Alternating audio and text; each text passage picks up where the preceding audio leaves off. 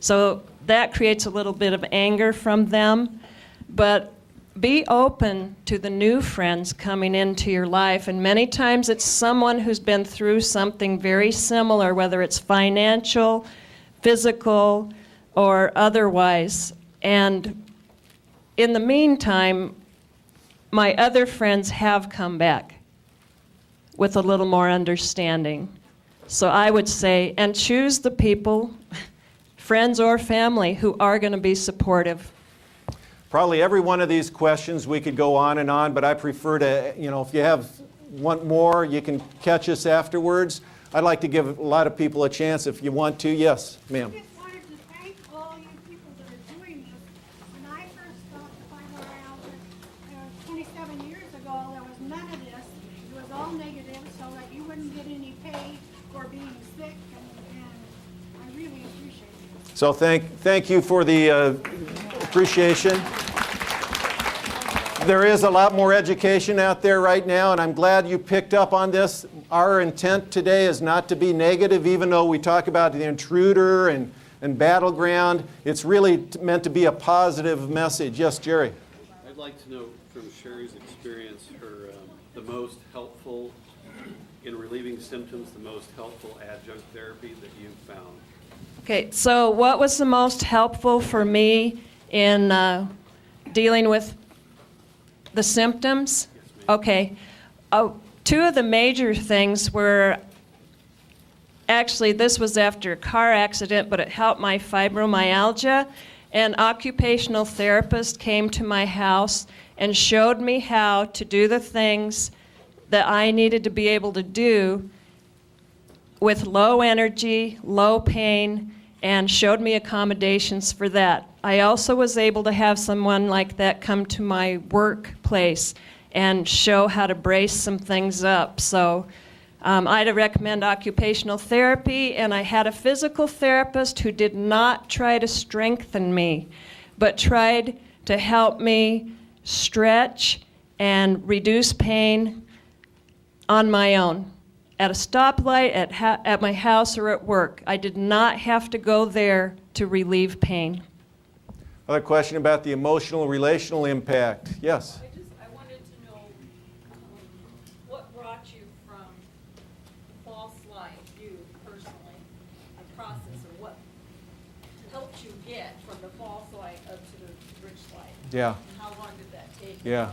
It took me quite a while. I grew up in a family, wonderful parents. They're still alive. They're 87 years old, grew up on a farms in Iowa during the Depression. They didn't talk a lot. And Sherry grew up in a family so I grew up in false light. Sherry grew up in harsh light, really. When the voices would start raising, you got to start looking to you got to dodge something being thrown. So we were not really set up to be very good communicators in that upper half. But Sherry has always been one who, in some subtle and not so subtle ways, has tried to get me to speak. And I think one time I remember when I was holding back from going cross-country skiing, because we used to do it together. I felt guilty about it. We might talk a little bit about that in my breakout session later. But one day she came up to me, grabbed me by the scruff of the collar and said, "Get the heck out of this house." She was being honest with me. If over time, it finally got to me that, yeah, it's courageous. It's courageous to be able to open up. And I think, so it wasn't like, oh, I'm going to be the sensitive New Age guy. No, it was about courage. Man, it's about courage. It's about courage to say, hey, you know what, this isn't working for me. This particular plan doesn't work for me. Can we come up with another plan? It's the courage. And I think that old jock in me needed to finally figure out it's about courage. It's not about being, the sensitive New Age guy. It's about courage. Other questions? Maybe one or two more? Does your book cover this philosophy that you're Yeah. Yep. You want to repeat the question? She wanted to know if the book covers the same philosophy and what we're talking about today, and yes, it does. Yes. Maybe one more question. How have the children handled it? It was hard. It was very hard on our children, and I'll let you.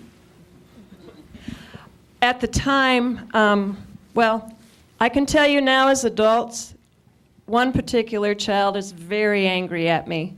She's better now, but a few years ago, she was so angry, and I wasn't there as much as I could have been emotionally. I was there physically. I stayed home, I had to, and tried to parent, but she in particular was angry, and when she was in kindergarten, I was going in for a surgery, and the first time I go, oh, it's okay, Mommy will be fine, I'll just be sleeping. And she had this horrible dream and came to me at night sobbing, saying, Mommy, I had a dream, and everybody in kindergarten could throw out a fishing line and catch a pumpkin. And I was the only one who couldn't get a pumpkin. So, the next time I had another surgery, I said, Corley, come here. I'm going to have another surgery, and I need you to know, I'm really scared. And so we hugged and cried and shared, and she did much better then. No more pumpkin dreams. But I think the issue was because we're both imperfect. I think, didn't she say that the mommy had to be on the other side? Oh, yeah, I'm sorry. Yeah, it was the mommy that had to be on the other side for And you she to get a didn't- pumpkin. She didn't have a mommy. So, yeah. Ooh. Yeah. One final question. Okay? Over here. Did you have fibromyalgia, or were you feeling ill before you had children? And so, how did you get through the pregnancy? I didn't until I had my second child. And it probably was a combination of postpartum depression, hormones, but of course back then they didn't look at that stuff. So I have not experienced a pregnancy with it. We're going to have to wrap up. Just a couple things I want to say, and then Sherry's going to end. We always have her end the same with the same message at the end of each of these. I would suggest if you're here with a significant other, maybe one of the things you ought to do is go home sometime this weekend and talk in rich light or breakthrough light about the losses. Okay? But then turn it around, not to a negative. What have we learned from that? What can we do to fight against the intruder?